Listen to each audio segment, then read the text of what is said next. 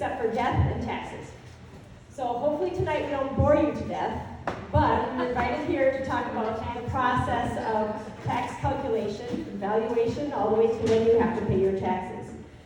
My name is Marilee Peterson. I'm the Sibley County Auditor Treasurer, and I live just 2 miles east of Gibbon with my husband Daryl, who's joining me tonight, and our 4 kids.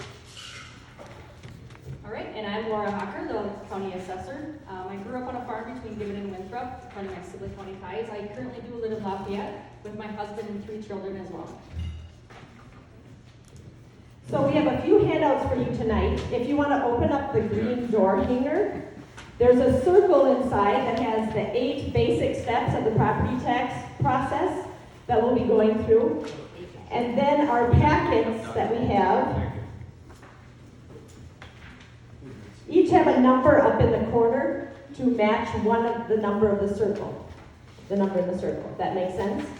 So that's the correlation between the two. All right, I'll hand it over to Laura, who will get us started with the appraisal process. All right, so as Marilee said, we're going to kind of follow our presentation along with the circle, along with your slides. So with that, I'm just going to jump right in. So number one,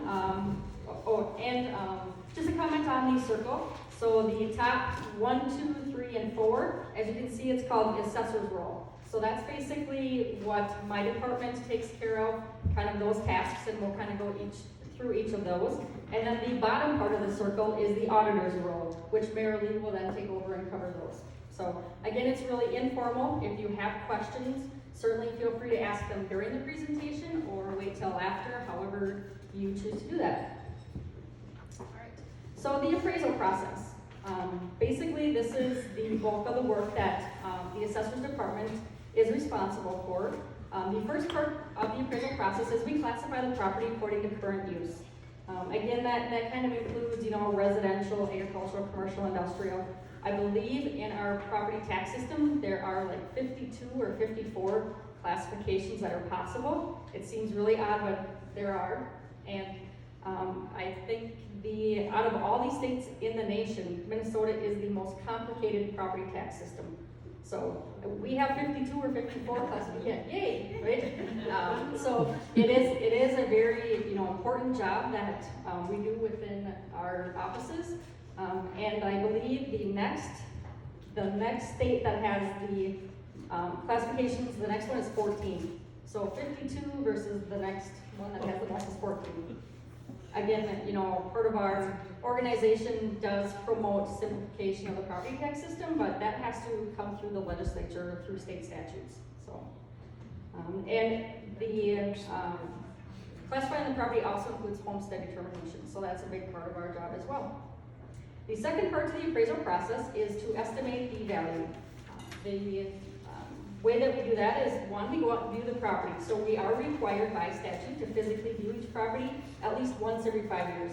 So it's called our quintile. We go out and we have, each township and city broken up into certain maps that we do on a rotating basis. So once every 5 years, minimum requirement was physically get out there and view that property. Okay.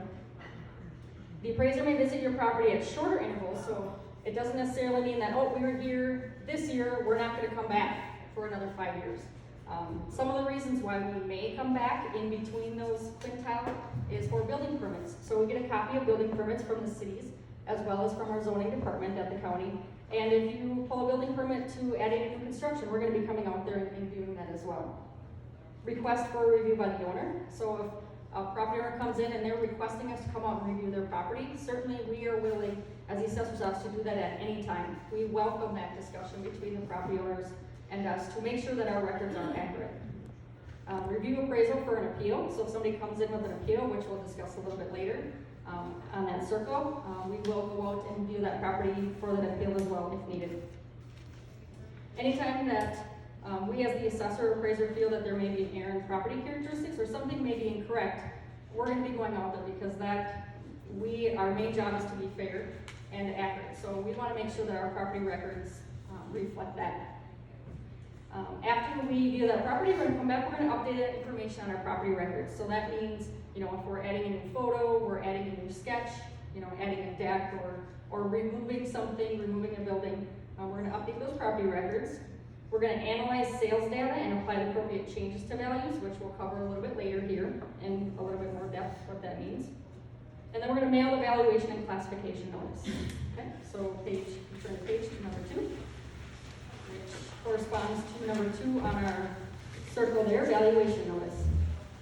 Okay, so you're gonna get your valuation notice. Just a little bit, down at the bottom right corner, there is a very small sample. I put it on there, not so you can read the numbers, just so you can get the gist. I think most people are accustomed to seeing that valuation notice. They do come out in the spring. And the common questions we get when those valuation notices are sent out is, why did my value change? Okay, there's basically 3 reasons. There's a lot of reasons, but these are the 3 basic reasons. First one is appreciation or depreciation in the real estate market, also known as sales. So sales of property basically are a driving force. That really is what determines what we do with estimated market values. The slide after this goes into a little bit more detail, but basically we're collecting information on the local real estate market and adjusting those property values annually according to reflect that market. The requirement that we view it once every 5 years doesn't mean that we only change your property value once every 5 years. Your property value has the potential to change every single year depending upon the market. So just because you're not in our quintile to go view doesn't mean that you're not going to move. You're going to move along with everybody else in the market. Reason number 2, physical change to the property. So new construction is one of them. You have a building permit, you add on to your commercial business, you add on to your home. We're going to be coming out there, you're going to see in the case of new construction, probably an increase in your market value for that.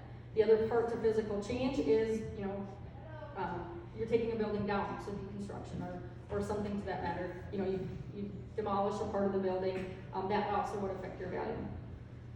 Third reason is the equalization process.